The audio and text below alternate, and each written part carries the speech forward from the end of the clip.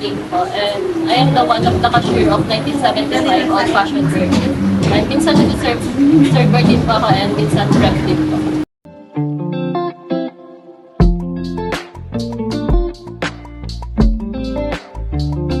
1975 Old Fashion Burger. And ang sinaserve po namin dito na product is snacks po. First po is burger. Siyempre po, nakilala po kami sa burger po.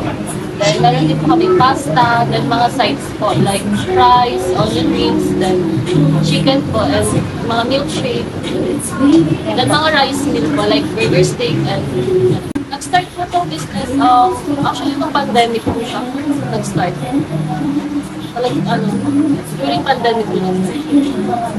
Masasabi ko po yung pinagkaiba namin. Actually, marami din naman po kasing grilled na patties sa iba. Maraming grilled burgers. Pero sa amin po kasi, first po, during visit po dito, mapipil din po talaga na feel like then, yung mga bisita po namin, tinitreat po talaga namin sila sa family po. Then, yun po, sa burgers po, binabalik-balikan po talaga siya.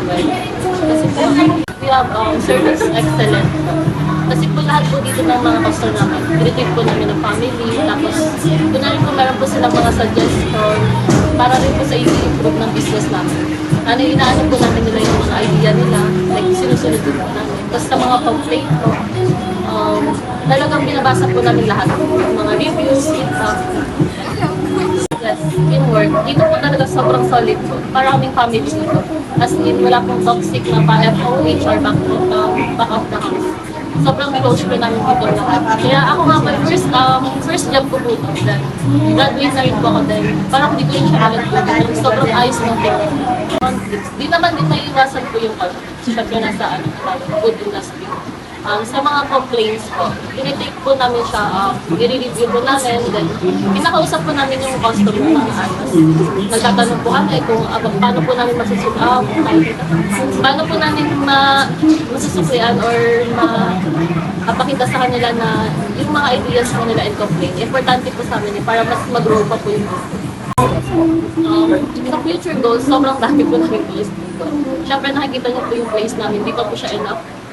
Yun po, magkakaroon po ng mga branches sa iba't ibang lugar. Para po yung iba po, ma-feel din po nila yung vibe ng ganito. Sa mga students po na gustong bumuo ng ganitong business, ay hindi po siya madali. Like, first po, buo po kayo ng good foundation. Like, harapin niyo lang po yung mga challenges. Tanggapin niyo po yung mga feedback sa inyo. I-ano niyo po siya. Tawag dito. Gawin niyo po siyang inspirasyon. Kasi hindi po talaga madali ang pagpasok ng business. So, ayun po, one day po, makikita nyo rin po kung paano nabubuo yung business mo. I-take nyo lang din po yung mga complaint. Hindi naman po maiiwasan yung mga bad feedback. Ano po lagi, positive lang.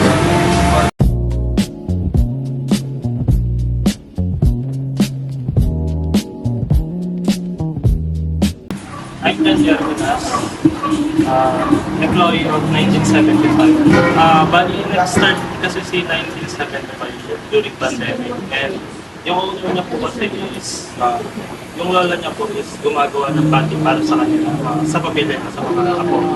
Bali, yung ginagamit nilang pang-molde or yung pang-press ng panties, galing pang 1975. So, ayun yung ginagamit nila. Bali, in-innovate lang ng owner yung pagluto ng patty.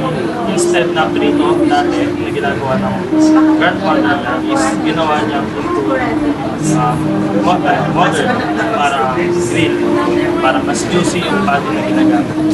So, ayun yung history kung bakit 1975 yung name ng restaurant.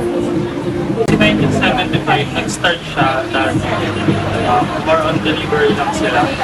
Bali, gumagawa lang sila sa kitchen nila, nagde-deliver ng mga orders.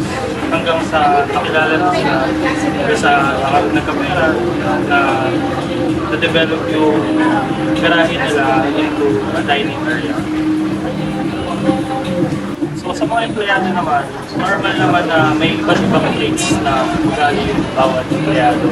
So, normalize namin yun. Pero, the workload management, ethics na din and professionalism.